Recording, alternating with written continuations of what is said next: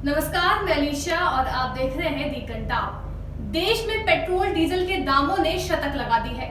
ज्यादातर राज्यों में पेट्रोल के दाम 100 के पार हो चुके हैं, तो वहीं जगह जगह अब विपक्षी पार्टी यानी कांग्रेस पार्टी प्रदर्शन कर रही है। जनता दुखी है। इसी जमीनी हकीकत को जानने के लिए दी कंटाप की टीम ग्राउंड रिपोर्टिंग के लिए उतरी है। देखिए रिपोर्ट।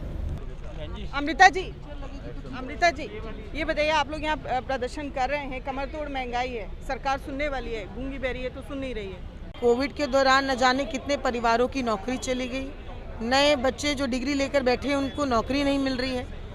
महिलाओं का सिलेंडर लगातार हर महीने में कम से कम दो बार 25 रुपये बढ़ जाता है। 100 रुपये पार हो गया है पेट्रोल। सिलेंडर को भी देर नहीं लगेगी, 1000 रुपये का सिलेंडर होने जा रहा है। तो कहाँ जाएं लोग? दिल्ली में तो रहना दुश्वार कर दिया है इन लोगों ने। वो आते हैं केंद्र सरकार वाले तो एक्साइज ड्यूटी लगा जाते हैं, राज्य सरकार वैट बढ़ा देती है। राहत देने का समय है। जिस तरीके से लोग बिखरे हैं, लोगों की मृत्यु हुई है कोविड में, हज़ारों परिवार ख़त्म हो गए।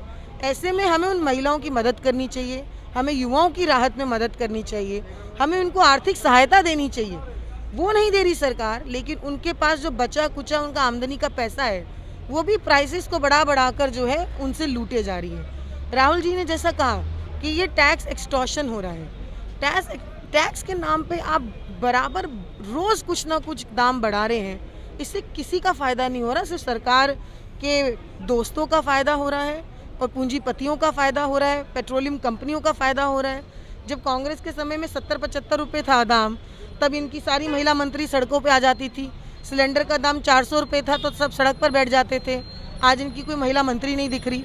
आज दिल्ली सरकार के जो मुख्यमंत्री बैठे हैं, जिस तरह से नई कैबिनेट अभी बनी है, क्या लग रहा है जो शिफ्टिंग हुई है तो उसके बाद में क्या कुछ बदलाव आएगा या फिर एक बार वही भ्रष्टाचार? देखिए, कैबिनेट मंत्री बदलने से कुछ नहीं होगा, सरकार बदलनी पड़ेगी। समस्या मुखिया में है, और चाहे वो दिल्ली हो या देश हो, जब तक हम इनकी सत्ता का परिवर्तन नहीं करेंगे, ये कितनी जो है परम्यूटेशन कॉम्बिनेशन बिठा लें, इससे इनकी सरकार की इमेज साफ नहीं हो जाने वाली है। क्यों नहीं पेट्रोल डीजल को जीएसटी के एम्बिट में लाते, हमारा सवाल है। सिर्फ इसलिए कि आपको ये जो पैसा है पेट्रोलियम कंपनीज को, उनको आपने फ़ायदा देना है। नहीं तो जब सब कुछ जीएसटी के दायरे में आ सकता है। डॉक्टर मनमोहन सिंह पहले दिन से बोल रहे हैं कि जीएसटी के अंदर पेट्रोल डीजल को लाया जाए, ताकि एक कैप हो। ऐसे नहीं कि जब मन मर्जी करे हर दूसरे दिन दाम को बढ़ा दिया जाए। जनता टैक्स, आपातकाल में भी जनता टैक्स दे रही है, सरकार को राहत देनी चाहिए या जनता से टैक्स वसूला जा रहा है? देखिए, ये आप समझ लीजिए कि जो अंग्रेज़ों के ज़माने में कर दिया जाता था, जनता को ज़बरदस्ती कहा जाता था कि आप हमारा जो है टैक्स जमा कराओ, आज ये वही हाल है। हम वापस 1947 से पहले वाले दौर में आ गए हैं। ब्रिटिश हुकूमत जो करती थी वो आज केजरीवाल और मोदी की हुकूमत दिल्ली और देश में कर रही है, और इसका हिसाब तो उनको वक्त आने पे चुकाना पड़ेगा। क्योंकि जिन महिलाओं ने, जिन युवाओं ने बड़ी उम्मीद के साथ इनको जिताया था, हम इस बात को मानते हैं कि बहुत अपेक्षाएं थी लोगों की कि ये कुछ बदलाव करेंगे। इन्होंने कोई बदलाव नहीं किया है, बल्कि लोगों की जेब के पैसे को लूटा है। तो आपको क्या लगता है, ये आपातकाल जैसे हालात हैं, ये आपातकाल है? Definitely it is called undeclared emergency. इसमें कानून का उपयोग कैसे कर रहे हैं ये लोग, कॉन्स्टिट्यूशनल अथॉरिटीज़ को कैसे डिसमेंटल करने में लगे हुए हैं। क्या चीज़ है जो नहीं बेच रहे? रेलवेज बेच दिया, IPCL बेच दिया, LIC बेच दिया। जो कांग्रेस ने सरकारी संस्थान बनाए, मोदी ने आकर वो सारे संस्थान बेच दिए।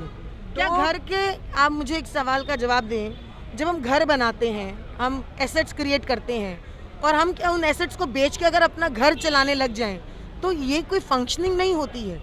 आपको लोगों को आर्थिक मदद करनी पड़ेगी ताकि लोगों की परचेजिंग पावर बढ़े। जो लगातार राहुल गांधी कह रहे हैं कि ये टैक्स एक्सटॉर्शन है, और टैक्स एक्सटॉर्शन इस देश में बर्दाश्त नहीं किया जाएगा। कांग्रेस अगर आती है तो जनता के लिए क्या क्या आप लोगों ने एजेंडा है, क्या तय किया है? देखिए, निश्चित रूप से सबसे पहली बात, ये बढ़ते हुए टैक्सों को वापस किया जाएगा।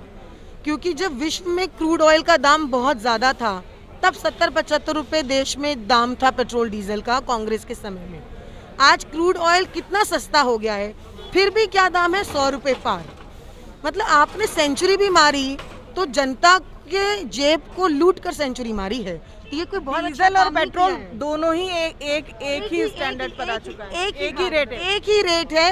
सिलेंडर भी 1000 रुपये होने वाला, आप मुझसे लिखवा लीजिए, और अगले 1 महीने में महंगाई पर क्या कहेंगे विपक्ष के रूप में आप लोग, क्या आपका एजेंडा है? देखिए, मैं कहना चाहता हूं कि आज देश और दिल्ली में भी पेट्रोल डीजल की जो कीमतें बढ़ रही हैं उसके खिलाफ कांग्रेस जन सड़कों पर है। हम निरंतर धरना प्रदर्शन करके सरकार को जगाने का काम करें। सरकारें सुन नहीं रही। यही कारण है कि आज कांग्रेस के कार्यकर्ता नेतागण आज सब सड़कों पर है, पेट्रोल पंप पर। आज ये सिग्नेचर कैंपेन करके हम सरकारों के कानों तक आवाज़ पहुँचाना चाहते हैं। आपके कथन भी थे, जब पेट्रोल डीजल बढ़ता है तो महंगाई बढ़ती है। आज ये सत्ता में बैठ करके इस चीज़ का दर्द को महसूस क्यों नहीं करते? आज खाद्य वस्तुओं के रेट बढ़ रहे तो उसका जिम्मेवार कौन? सीधे तौर पर केंद्र सरकार और दिल्ली के मुख्यमंत्री जिम्मेवार। कमरतोड़ महंगाई पर जिस तरह से यहाँ प्रदर्शन जारी है और सिग्नेचर कैंपेन यहाँ कांग्रेस पार्टी चला रही है, तो जनता इस पर क्या रुख अपनाएगी, सरकार का क्या रुख होगा, ये देखेंगे। ऐसी खबरों के लिए देखते रहिए दी कंटाप। हमारे चैनल दी कंटाप को फेसबुक पे फॉलो करें, यूट्यूब पे लाइक, सब्सक्राइब, शेयर करें और बेल आइकन दबाना बिल्कुल न भूलें।